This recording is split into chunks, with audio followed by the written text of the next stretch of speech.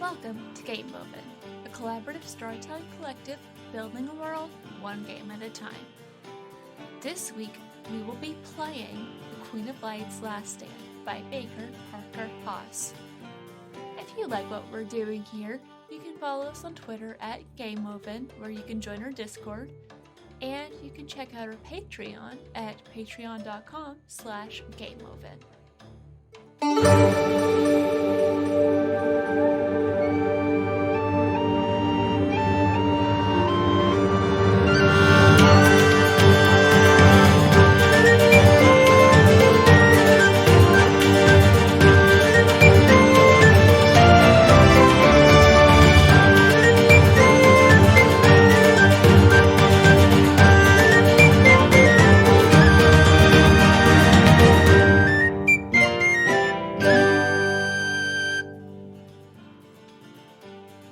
Previously on the Game Woven podcast. In the coastal kingdom of Shaumir, the young Queen Irene answered her daily correspondence with the gentle advice of her blade warden Leon Kubrick, while her court bard, Henbit Lamium, sang and arranged flowers. When she received an invitation to parley with Queen Blythe of Vernet, the three began the journey north. Along the road, they came across a strange and frightening creature, an adolescent inflicted by a horrible curse. A curse Henbit believed she could cure. Henbit picks up the cup and offers it to the creature and says, "Nettle is a fortifying herb. It will protect you from both life and death. The spider lily is the flower of death and also of rebirth." Is the creature's mouth, or is this person's mouth visible, or is it just the wax over the face? You see mouth and nose, only the eyes are covered in wax. Gotcha. Can I just dump the tea over the wax? Sure. You do need to cast a runes roll here to do this, so tell me how many points you're spending first. Yeah, I'm currently at 23 runes. I don't know what the economy's like in this game. Something like this, how much would you say should be spent? What would be a reasonable amount here? So the only way you can replenish your runes is if you roll snake eyes, Mm-hmm. to give you a general idea. 3, maybe? Okay. That'd bring my total runes down to 20. However, I did roll a 22. Would our queen like to assist? I will assist with orders. And do I need to use the quotes when I give orders, or do I just save them for whenever? You need to use the quotes. If you roll against it to intimidate or inspire, you need to use quotes. If you are just doing this, you can use quips if you would like, but you don't necessarily need to use quotes. You got this, bardic inspiration type of thing. And do be careful. I trust you know what to do, but still be careful. You're encouraging her? She seems to know what she's doing. So that brings you to 22 for your orders, I believe. Yeah. Also, that last comment was just thought early on. Meanwhile, Leon has the double hands running over the top of his helmet, exasperated posture. Calm down. You see that she has an arrow ready to go at a second's notice. I can still see the castle from here, and we're already deviating. It's along the way.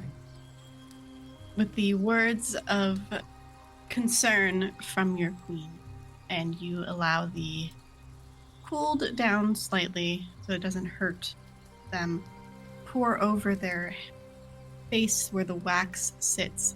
The wax begins to melt off, and underneath you see these bright, curious green humanoid eyes staring back at you, scared.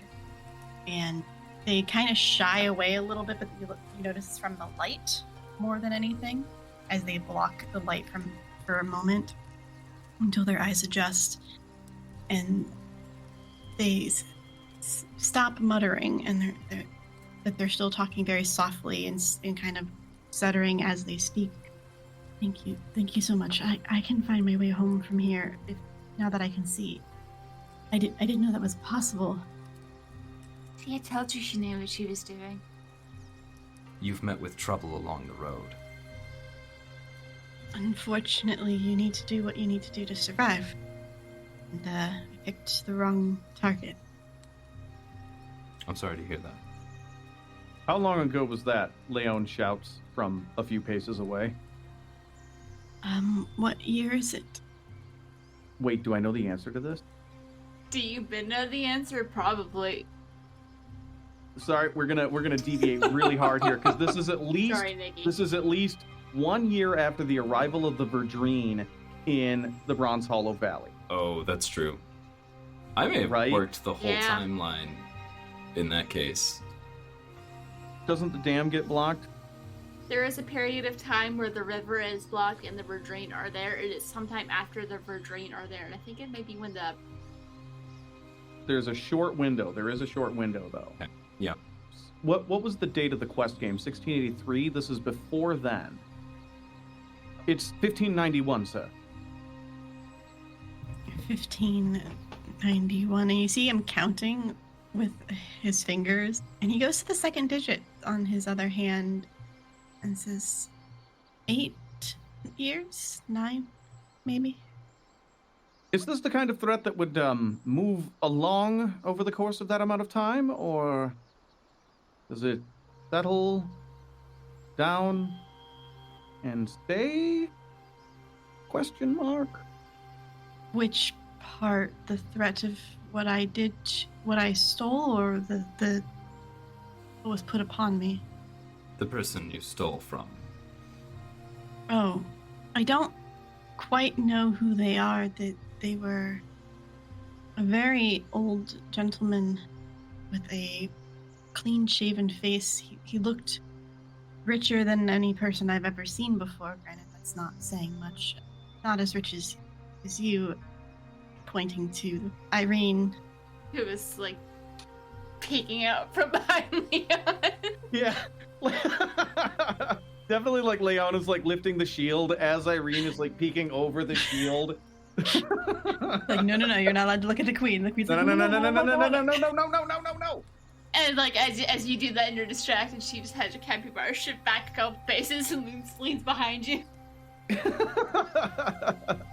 She's curious. She wants to see.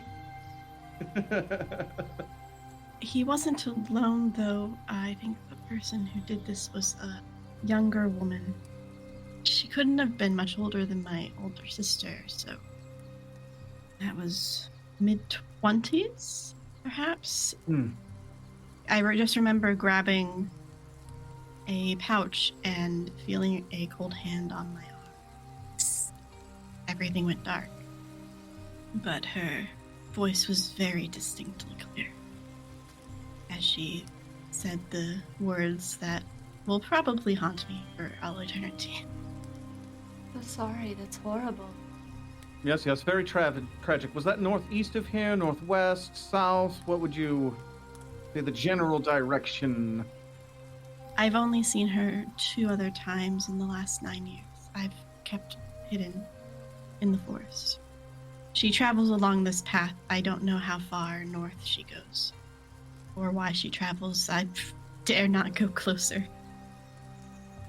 I think moral of the story is don't rob strangers and they'll be fine. She says that to Leon specifically.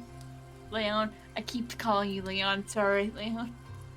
Oh, it's fine. I'm not worried about us robbing strangers. I'm worried about powerful strangers seeing an opportunity. I can try to remember what her voice sounds like. You can describe it if you wish, or give details of her appearance.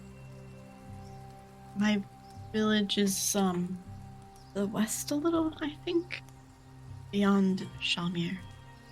We would have already passed through their village. If we even passed it at all. Yeah, I'll say you passed through a small village about an hour or 2 ago. You know what she looks like, we can be wary. Whomever is looking at this person, please make me another heart. Oh yeah, I'm looking right at him. And that's a 6. 13. 15. Leon is trying to stop me and has not succeeded. Because I just keep moving my capybara so I can see. As you are watching and having this conversation, trying to decipher what had happened, when it had happened, if there's an actual threat that needs to be a concern for Shamir, you're noticing very subtly, but Leon, you notice the most because of your looking for any type of threat, basically. But the skin is starting to change color. It's starting to get a little bit brighter, and the arms seem to not quite reach the ground anymore. And it looks like it seems to possibly be reversing completely, or at least more so than just the wax removing from the face. Leon gets a wide look in his eyes. Henbit, what did you do, and can you do it again? Well, I made a tea out of nettle and spider lily and then inscribed it with a rune, and can you not? No, I cannot. Well, honestly, I can barely make tea out of regular leaf, let alone nettle and spider, whatever you did. And runes are. My good man. Would you care to sit and rest a bit with us? Sure. Are you hungry? I can catch us something. You. No, we're not. You get a thwack from Irene. And it's like pong off the back of his helmet. I'm sure. My apologies, madam. I'm sure it'd be lovely. We've only just left town. We have plenty of rations. Happy to share one. Oh, okay. Are we just adopting a semi-cursed child along the way? He's about to be not cursed. We get very distracted very easily. I don't care. I just throw less monsters or throw more monsters. I don't know. We'll figure it out. This little curse boy is going to end very tragically, I think. I think there's going to be some tears. No. Yeah, so No. Leon, in sort of a weirdly uncharacteristic, kind of loses his sense of caution for a second and actually dismounts the capybara and leads it over to the boy and kind of looks over. Well, we should cook a fire, yes? Have some lunch? Getting about mid-morning. The queen always likes her brunch. I've brought scones. I haven't had a scone in so long. 8 or 9 years, yes. Do you have jelly? Irene reaches into her bag and pulls out a jar that she needs to hand. Actually, she reaches into one of Leon's pack where she knows he probably has it stored and pulls it out.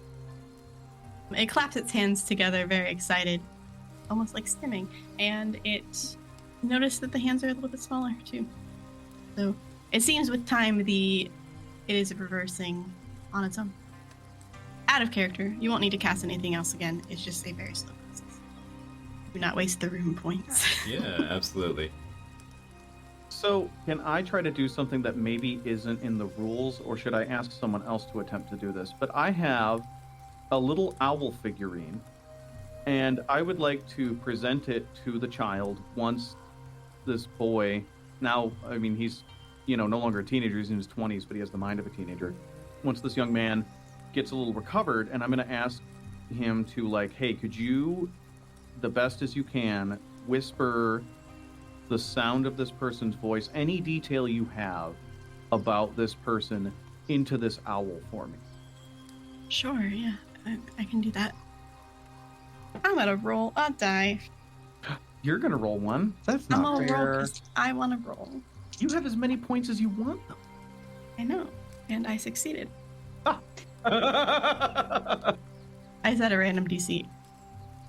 As you're sitting around and watching the body transform, eating rations, they're holding the owl figurine in their hand and thinking, and they're talking to themselves, and you can hear very clearly the accent changing in their voice as they are starting to mimic a different voice.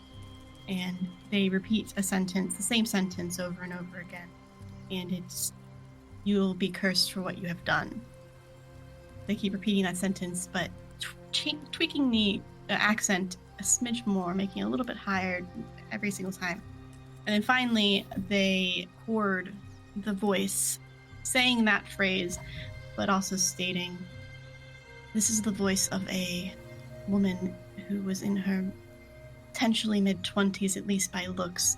Dark black hair, curly and short, above the ear, a man's cut almost. And she didn't wear a dress.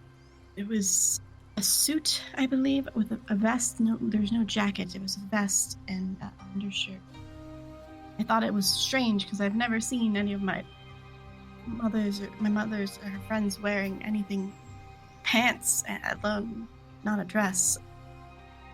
I guess there's not many other things options, but the biggest thing is her magic is cold. Her eyes are a dark brown, almost black.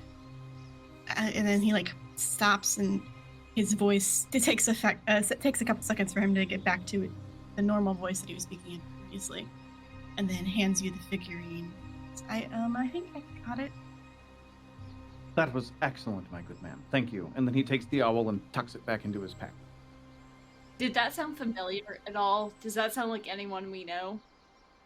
You can roll a hearts check. I've heard tales of women wearing pants.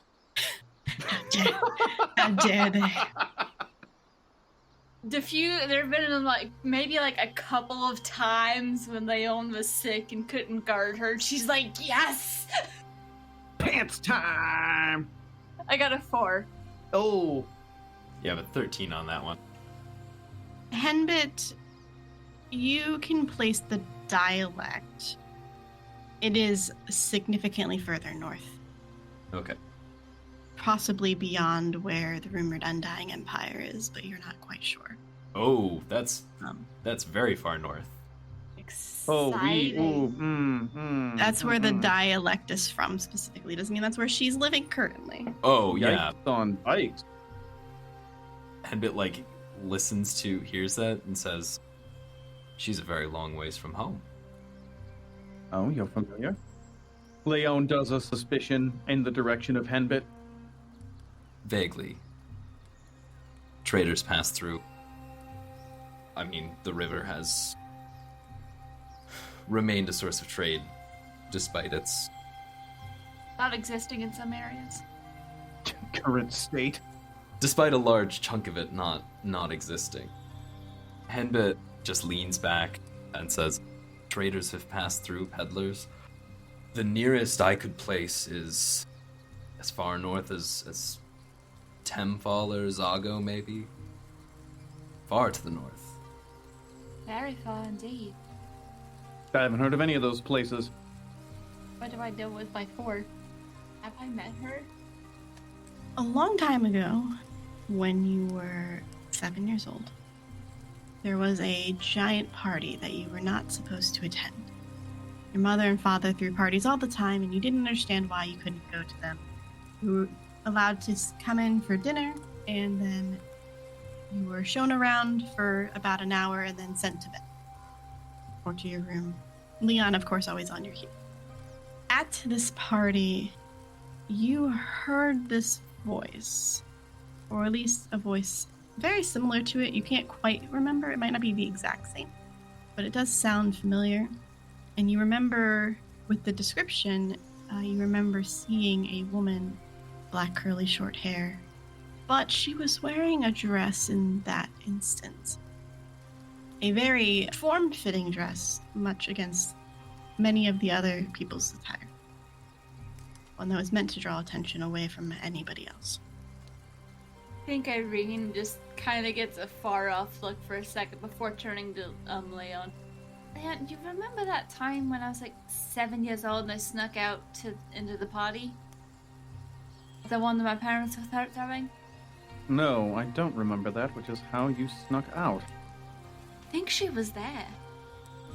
Oh, we're just chasing fairy stories, dear. I know that voice, and the description, she was wearing a dress, was very form-fitting. I remember hearing people rumbling about it. Oh, yes, a scandal at a noble court. How novel. Come on. I know the voice. How old is Irene now? I think she's probably like early mid-20s. Early mid-20s can be one of 2 years, 22 or 23, and that's it. Because early 20s is 20 and 21, and late mid-20s is 24 and 25. So those are the only 2 years. I'm not going to tell you which one because you're gonna just because you said that. Okay. She is pretty young for a queen, but she's old enough to, or she can do it. But she's still, people look at her and think, aren't you a little young? And she's like, I've been training for this since I was 10 years old. How old is Leon? Leon was the Blade Warden for both Irene and Irene's mother. Oof. So Leon is 67 years old. So, with that 4, what you will also gather is this boy described the woman as her mid-20s, somewhere around your age, perhaps. But that was 9 years ago. 14 years ago, when you saw her, she looked like she was in her mid-20s.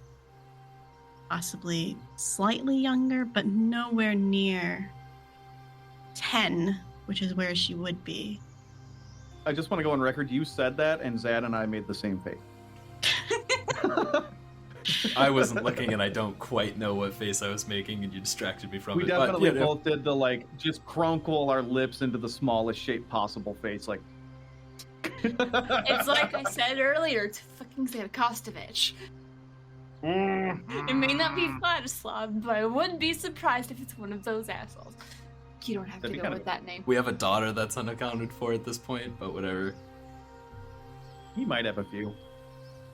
There's more than one family of vampires that are assholes. It doesn't have to be Xanakostovich.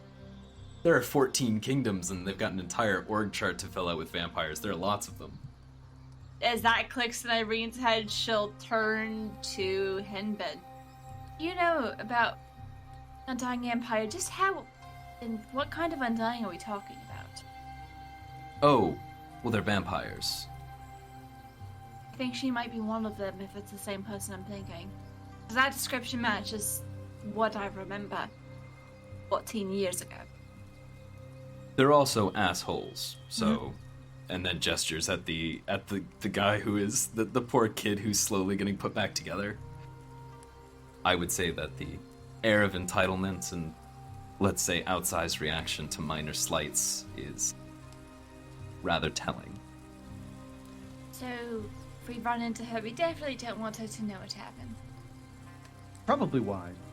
If we encounter her, get behind me and we will move swiftly down the road. Sounds like a good plan, but hopefully we won't. If we do, it might get messy if she did this.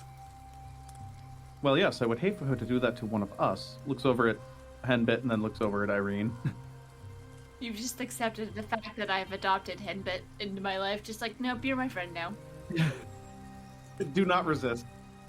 It's just the moment of like, you are the one person who's not immediately sucking up to me. Will you be my friend, please? I need somebody who doesn't suck up to me. So as time goes on, eventually the boy looks like very thin young adult now. Dark circles under his eyes, very dirty. But normal. Normal human looking person again. And he looks very confused as he's like staring at his body. Eventually he stands and says, "Give me one moment," and he walks away to a little clearing beyond. And 2 people roll me a d10. I will roll a d10. I have a 9. A 9. Oh my god, Zad! Again? It's the brain cell. We've got the brain cell. Yeah, we got the one. Splitting the brain cell tonight. Zad and I are a dyad in the Force. Alright, so when he comes back, he is holding a dirty looking piece of fabric, and something seems to be wrapped up inside of it.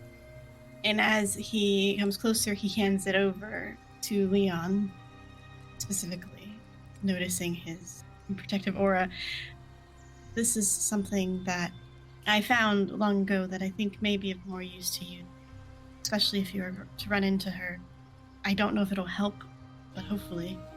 And he hands it over, and the fabric is a long and frilly scarf, like a champagne pink color at one point. The frills on the edges seem to have frayed quite a bit due to time, and the dirt obviously has stained it a little bit.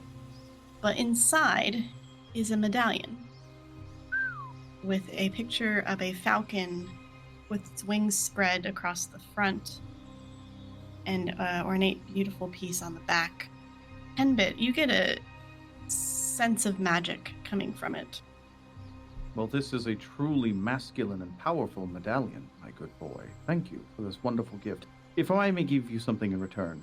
And he pulls out basically a stock letter of please don't bother this person, and then really quick signs his name along the crease of the letter and hands it to him. When you return home, hand this over to whomever authority should jostle you. It has my signature on it. You will be able to pass safely home.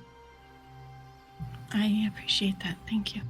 And then he looks at Henbit and says, holds out his hand to take yours for a moment, if you allow. Yeah. And he just clasps it and looks you in the eyes and says, thank you for not running and actually helping. You are nothing more than a creature out of its place. That's not so frightening with the right kind of eyes. But find your home. It's good to be home. Good to have a home. And with that, he will nod and bow to the queen before running towards the village. Leon turns over holding the medallion and looks over at Henbit. Well, I didn't really do much. I believe that this is yours, ma'am. And hands the medallion to Henbit. What does it do? You don't know. Now's no time for min-maxing. Just take the gift. I will say it is not a bad thing. And it looks at it and just sighs, reaches out to take it, picks it up, looks at it again, hefts it, and sighs deeply and says, with apologies, I am not going to wear this, and passes it back. You're right. And then he just pins it directly to his breastplate. You're absolutely correct. It does look better on me. If you wish to make a runes roll to see if you recognize what magic was in it, you can. 11 on that runes roll. Okay. This item is an item of transformation. It seems to allow whomever is wearing it to transform into something. Possibly the falcon that is on the front. That's sick as hell. As Henbit's getting back into the saddle, it lets you turn into a bird. What? I want one. Now, if you say that loud enough, Leon, I think, is obligated to just give it to you. That's why she doesn't say it very loud. She's sitting here thinking, this is why we just let Henbit do things. Mechanically, by the way, the falcon medallion, whenever you wish, you may subtract 3 from a skill to transform into a falcon or back into your original. So it will be 6 points total, switch to and from, but it can be taken from any of your skill, including your hurts. So what you're saying is, it's 3 points to be a falcon for the rest of my life. Yes. How are you going to guard the queen as a bird? Peck everybody's eyes out. Have you heard the expression free as a bird? So you're ditching your charge. Okay, have fun. We shall see. Have fun living with that on your conscience. Leon, the Blade Warden, had just disappeared one day, and now there's this, like, sick bird that's going around having a great bird life. I am protecting the queen from rabbits. I'm protecting the queen from not having a sick-ass bird. I know, right? Alright, so we are heading north, presumably directly into the path of a vampire. Or something horrifying. Excellent. Something undead and upsetting that might know me and has been in my house at least once. Sort of gloomy prospects. Did my parents die under mysterious circumstances, or did they just die of natural causes? I am now paranoid. That is a fantastic question. How many people we have had may die under mysterious circumstances? When the GM says that is a fantastic question, I always get a little shiver. We do have a pretty high kill rate of the parents of present aristocracy. We do know, though, how the old king and queen of Ernette died. Or not how they died, but why they died, and fair enough. Yeah, that was very much not how it happened here, but I get the feeling Blythe thinks it might have been. And I'm just like, no. Your father died of a illness probably about 3 years ago. And your mother, they rumor, died of heartbreak because she went a year later. Neither were mysterious per se. At least the doctors didn't think so. I have no reason to suspect that this lady killed my parents or anything. She's just sus. They both one got really sick randomly. It could just because he's old, be because he's old, you don't know. And the other died of heartbreak, which is a very, very common reason to die. So yeah, sure. Possibly. The character doesn't question it. The player's now very suspicious of you, Nikki. Hey, whatever for. You've done nothing wrong. As I know you. So you save the boy. He goes home. Gives you a magical item. And you'll keep on traveling. Just, doping off on her capybaras. You continue to travel. You eventually find a place to rest for the night.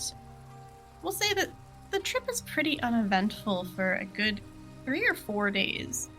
The point where you're probably getting suspicious at how uneventful it has been. And as you're starting to possibly question what is actually going on, make me a hearts roll, please. Everybody can make. That is a 7 from Leon. I got a 15. Exactly a 20. Dirty 20. Okay.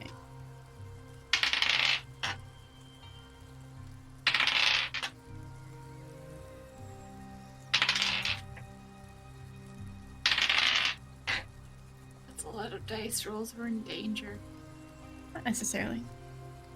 So you have been traveling through the forest for a couple of days now, and you're getting close to the location that you need to be at, where there is a dock. It's inconveniently placed in the middle of the forest, but it was the safest place where they could put it.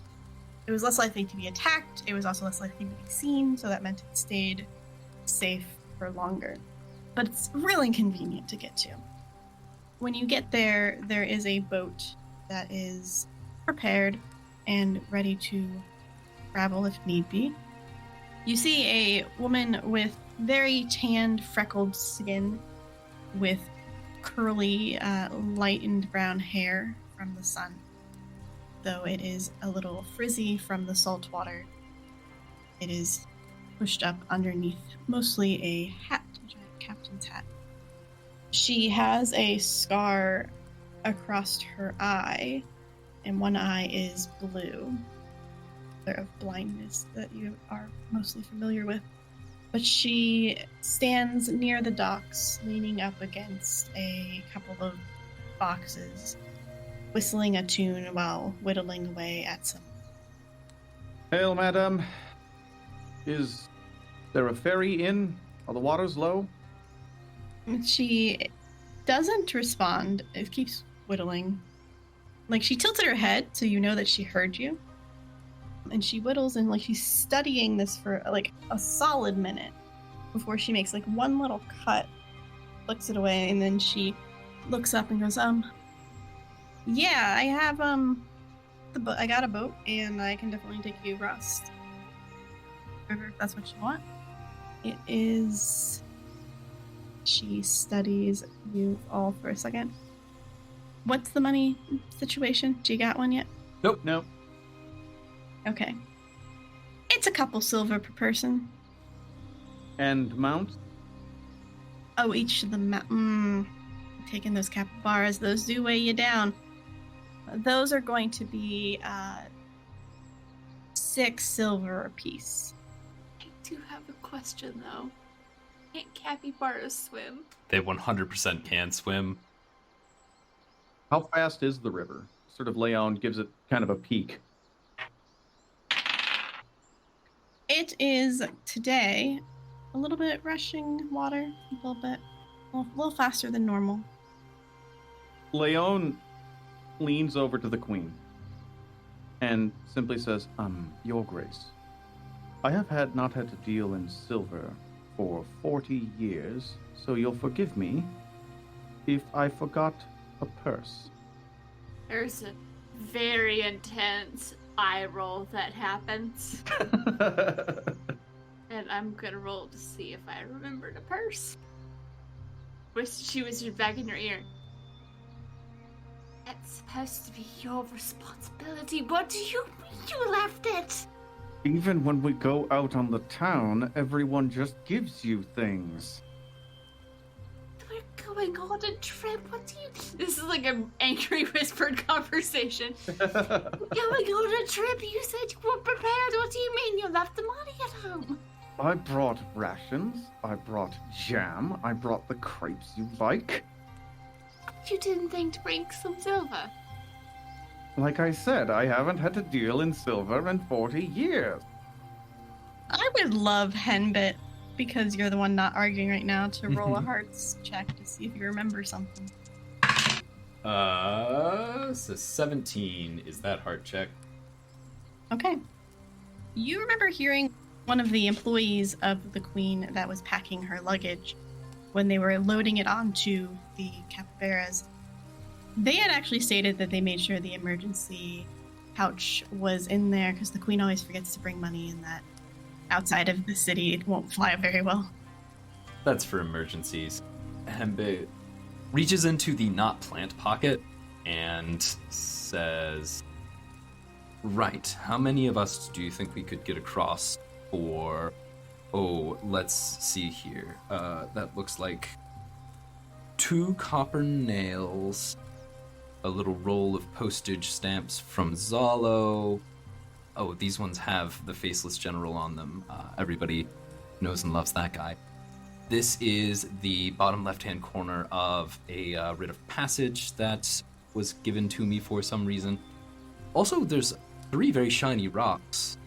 Also, I have vial of raging seawater, this little button that has a trumpet on it, and 2 shiny rocks. How many of us would be able to get across for that? Roll me a poems check for charming. That's a 19. I'm currently at 20 for poems. Okay. She looks at the items, and she looks up at you, and she looks at the items, she looks up at you. For a second, you think, like, there's no way she's gonna take this. Oh, no, I'm genuinely like, some of these things have to be valuable, right? She picks up the shiny rocks and, like, studies them a little bit, and then she picks up the vial of raging seawater. She is fascinated by that specifically. This and the shiny rocks will get the 3 of you and your capybaras across. Oh, delightful. My pockets will feel a bit lighter without those shiny rocks. I'll have to go get some more. Oh, if a tall man in a yellow coat with a big flat hat asks for that back, best not to give it to him. Pretend you don't have it. I'm great at pretending I don't have things. Henbit just grabs the capybara reins and walks onto the boat. Nothing weird here. Yeah, Leon goes on last. Picture them all like awkwardly cramped, taking up almost the entire boat. I think there's like that slice of life, like profile shot of them all just like on the boat. It's a little too snug. That's like we have like the capybaras are all lined up and we're like next to their heads holding on for dear life. Henbit's sitting on the side over the edge of the boat with his feet dangling in the water. Irene is giving her capybara the scratches because boats make him nervous. Don't worry, we're all good. We're all good. See, that's a good boy.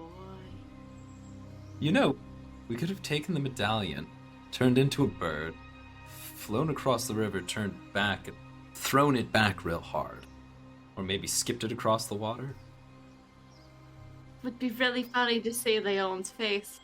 The problem is, you see, if the falcon can't be alone on the other side of the river, Yes. but the farmer can't be with the queen at the same time, so you have to move the falcon and the queen across, and then You're still stuck on this. I've explained it to you how many times, and you're still stuck on this. I just don't get it. Okay, so the hen is going to eat all of the feed in like 5 minutes. Have you not seen chickens eat? Yeah, the one that's always tripped me up is the way that the feed is going to absorb the wizard. That's always been the strange moment for me. I don't get that one either. Anyway, we're here on the other side. No, not quite. Oh, okay, not quite. Damn it. You travel across the river with no issues. Birdie Gentleheart Padley, the captain of this ship, she is extremely nice, though loves to sing a little off. So she is singing at the top of her lungs. Very loud sea shanties, which thankfully don't need to technically be on key, but it's still a little painful. Henbit is doing like the call and response lines and singing along very loudly. They're having a great time. Also, there's this really great Charles Cornett video of him playing piano underneath the video of all the celebrities doing Imagine from a couple of years ago. It's him modulating, playing the keyboard to stay in key with all of the different changes. And Henbit has his lyre out, and you can see him trying to keep up with what key she's in as she's going and as she's modulating through. So this is a great time for me. Irene is singing along, not quite as artistically, but just, this is fun. The sea shanties that you've heard these before, but not with as many curse words. You heard the lesser version. Like there is way more cussing. You're like, wait, that's not how this is. It's like, oh, this is the dirty version. Wonderful. Watching Leon's reaction as I sing along. Leon does not like this. Shocking no one. Irene is a good queen. Irene also likes to poke fun at Leon. It's always good-natured. It's really fun watching him do the angry face. Or the frustrated face. You make it to the other side of the river. Captain Gentleheart is very excited that you played along, and she says, next time you come by at Henbit, you are welcome on here for free. You are fun to have around. Thank Fantastic. you. I had a lovely time. Oh, hey, would you look at that? A shiny rock. And she goes over and picks up a shiny rock from off of the shore. And the rest of you get off the boats on the capybaras. You still have a good couple of hours of the day that you could travel. And as you're traveling, eventually you come across a ruins of sorts. It's a bunch of stones, and there was what seems to be buildings, but many of them have started to crumble. And I need a hearts roll from everybody. Well, 23. A rare L for Leon. 5. I have command to spend. We haven't done much yet. I can spend command. Can't tell me what to do. We're good for now. So Leon, still frustrated from trying to think of ways to get that dirty version of the song out of Irene's head, possibly. Out of his head. Irene, you are curious as you are staring around at these ruins, and Henbit, you notice as well. Irene, you're the first one that notices that there's something that isn't stone. It's metallic, almost the same shade of steel, or the same shade of metal that the weapon is made of that some of your knights use. And it begins to shift, and you see 3 separate beings begin to shift in the rubble. One is made completely of stone, one is made of metal, and the last is made mostly roots as they intertwine around a bunch of different objects to form 3 very different sized, different styled constructs. And we are entering a fight. Yeah, I feel like the second Irene sees that, she immediately does the hold symbol, like holds up her fist, like hold, and then points to it to draw Leon's attention. Because currently, I imagine Leon is trying to stop singing that song because she's been humming it, so it'll stay nice and stuck. Leon, the fist goes up and like the whole demeanor changes, and his capybara just like blasts directly in front of the 2 of theirs, and his shield is up and his sword is out, like really quickly, faster than probably Irene has seen that capybara ever move. And then it just stops like stone cold, and he just stands there with his shield up, kind of looking at the 2 of you. All right, if I shout run, head north, follow the shoreline. We can't be that much farther, can we? You are a good 2.5 days out. Cool. The shoreline, the first road that you see that goes west and east, take it east and find a guide, all right?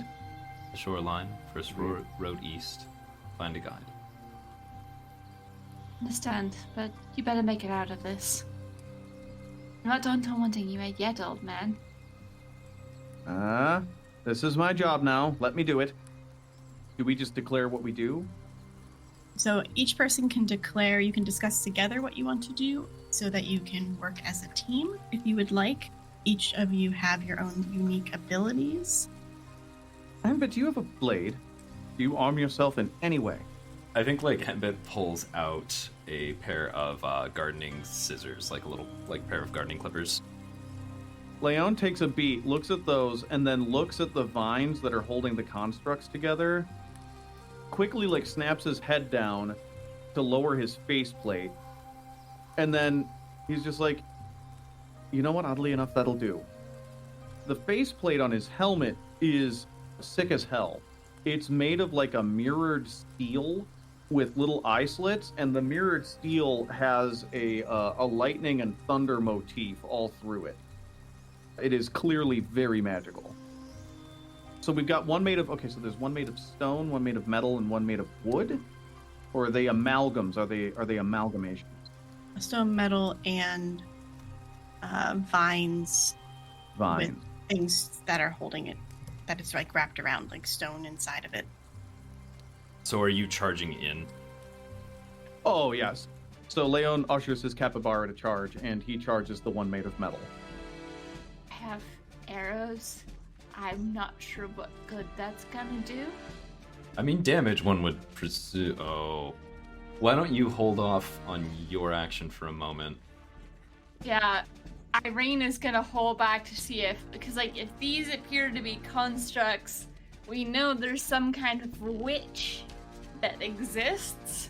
She's gonna keep an eye out for if there's anything else we haven't noticed yet. Alright. I might also try a couple of shots just to see if I can do something to the vine creature, but unless I can light it on fire, I don't think so. So, first attack is against the metal construct. So go ahead and make a blades roll. Let's go, blades. Go Blades!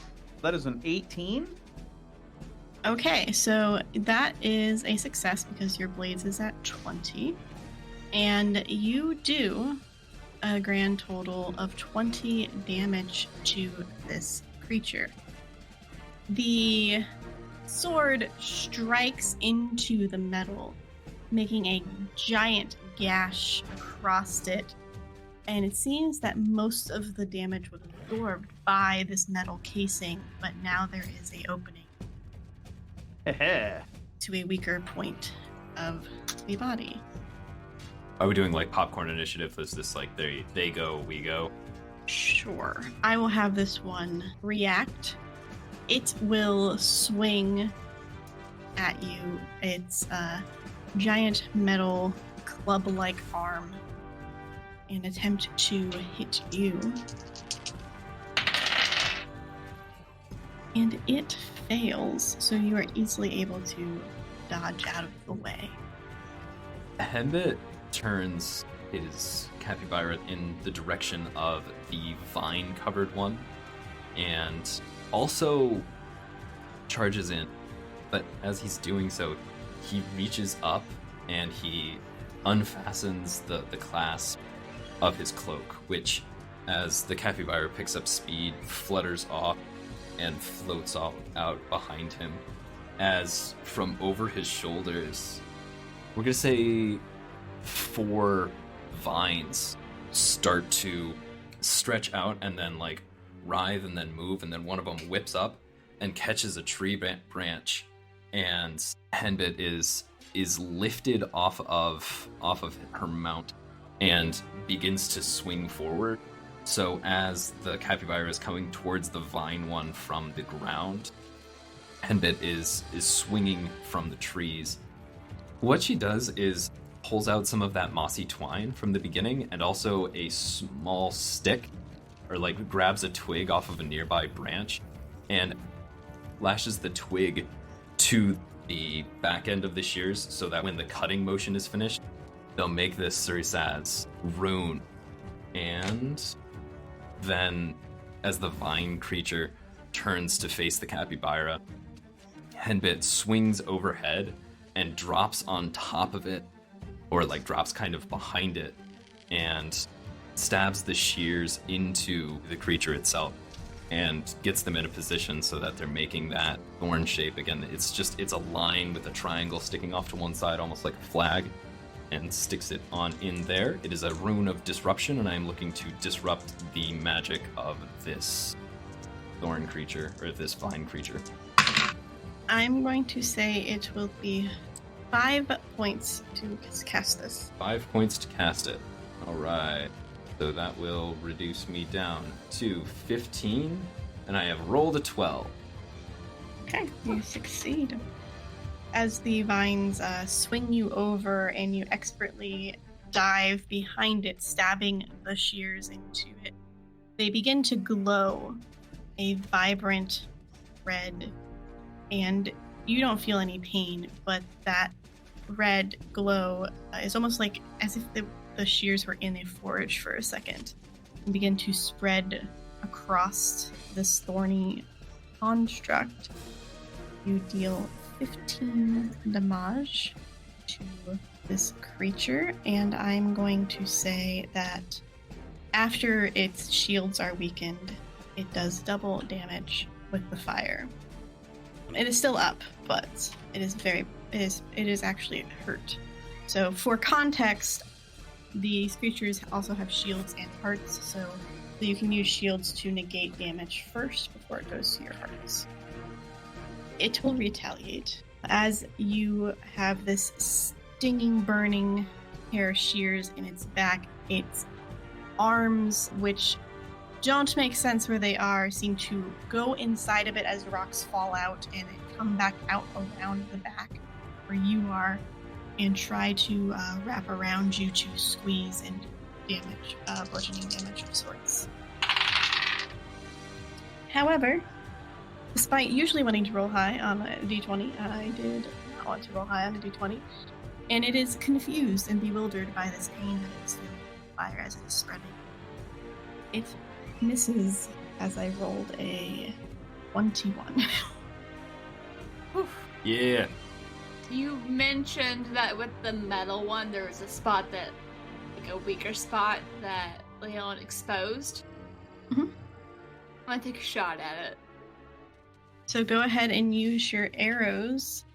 Roll your d20 and d10, and your goal is 20 or less. It's a 9. A 9 is a success. You deal 20 damage to this being, this plant base, or this metal thing.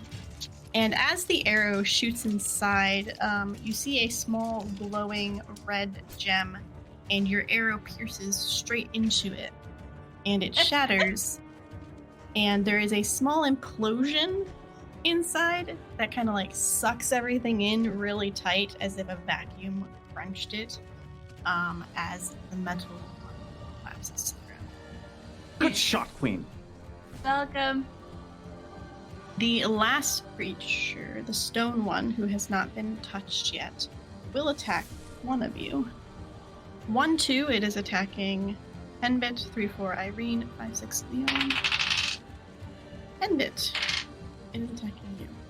So the stone one sees that you are up on its buddy, and you hear a loud clumping of steps behind you as everybody else sees a gigantic rock-like hammer, almost arm, go towards Henbit. Why, D20? Why do you hate me? I am just that good at dodging. Why do you keep rolling 18s? It misses. It's a beautiful thing. You hear it, and as you hear the swish of the stone, you're just like, whoop, and like duck back out of the way. My shoulder vines like whip up, grab, like all four of them grab an overhanging branch and get like pulled back up and away. So I have a question for Henbit. Did we know you have those, or is this our first time seeing those? This is your first time seeing them. Yep, this is new. I knew you were cool. Yeah, Leon pulls his capybara around and just charges headlong into the wood one, hoping to finish it off once and for all. So we'll do blades here, but really I'm rolling capybaras. So I'm doing more of like a charge attack. That didn't land properly. A 14, a 7 and 7, as they say in the biz. All right. You rush up towards these vines, and swinging it almost like an axe, you slice directly through it. And thankfully, an inch away from Henbit's own body, who is very close to the vine creature. And it falls. All right, that's one for me and the queen. Henbit, last one's yours. When he launched himself up off of the vine construct that was first battered by the stone construct and then completely just like absolutely aced by Leon, he just like flies through the air, flips, and then lands on the back of his capybara. Two of the vines wrap underneath of the capybara and hold on, and then he takes out a single very long sprig of fennel and breaks it into 3 pieces, sort of like a reed snaps, and remakes that Uru's rune. Then lashes out with 2 more vines, grabs onto one of the central rocks that makes up this construct, and I am going to use runes to basically give my capybara, and also to an extent myself, strength, so that we can pull out whatever this central rock is to give us access to the underlying issue. Okay. Make a runes check. I'll say this is 3 points. 3 points. This is... Y'all, at a 12, this ain't looking great. Hey, I rolled a 9. Hey! Yay. The piece of fennel, it almost like singes into the capybara's like shaggy back fur, and like that's a mark that it will keep for quite some time. And then the 2 of us pull, and a central rock pulls out.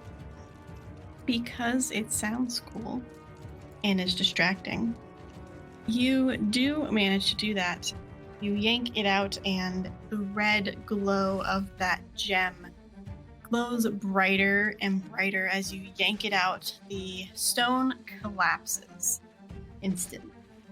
We pull out like an external rock and the internal gem is revealed, but I still have the shears that just Henbit flips them up and then just like overhand chucks up straight into the gem in the center, and the disruption of the Therizaz rune is what maybe wears out the gem. It explodes, causing a bright flash of red. And for a second, everybody's eyes have to close, almost as if you're seeing the high beams hit your face while you're driving down the street. Mine don't close. Oh, really? I've got like a reflective mask on. He's got cool sunglasses. But it has eye holes so you can actually see. For you only, roll me a hearts. I'm doing it. I'm rolling a heart. This is a comparison roll. I rolled a number already. Your goal is to beat the number I rolled. Up or down? Lower is always better. Lower is always better. Here we go. Here comes some golf. I got a 10. Unfortunately, that is not low enough. Oh, heck. So as you look away for a brief moment while you're fighting, you remember the queen was behind you, protective position, where people couldn't get to her. These constructs couldn't get to her. Irene, though, after you shot the arrow, you saw a shadow that looked like smoke at first, and it started to come over you. And before you could start speaking, it was already silent. So you try to call out, but nobody hears you. And then the shadow completely engulfs you. And when you all look after the flash, Irene is gone. Oh, rat bastard. But there is a note on the floor that just says, in the same handwriting as the letter from Queen Blythe, I look forward to dinner. Don't be late. And that's where we're going to end today's episode. What the hell? Was this a setup? Does it? I was given permission to take away Irene. Like, it's not going to end poorly, but if you want to go ahead and kidnap Irene, because then we have room for story, because who kidnapped her and why, and was it actually Blythe? That's up to the next GM. Oh, There are many questions. Blythe never made it back to her net, did she? We got That's too the next- we done played ourselves. Oh. Mm-hmm. We Bummer. played ourselves on Game Woven like a fiddle. Well, Yep. there we go. Jeez. So that was the Queen of Light's last stand. Thank you so much, Nikki. Beholder for no one. Beholder to no one. Thank you, Nikki. Beholder to no one for coming on Game Woven. That was lovely. What a wonderful slice of life that added so sadly. Maybe sadly.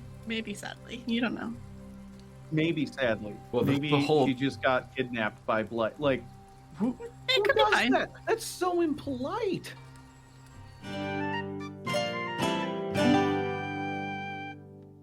Thank you for listening to Game Woven.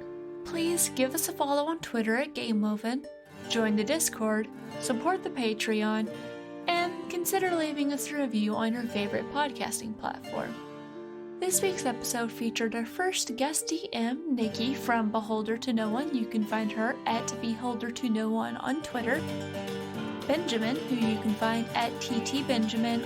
Sad, who you can find at Zadkiel and Green. And me, Brianna Jean, who you can find at Brianna Jeans.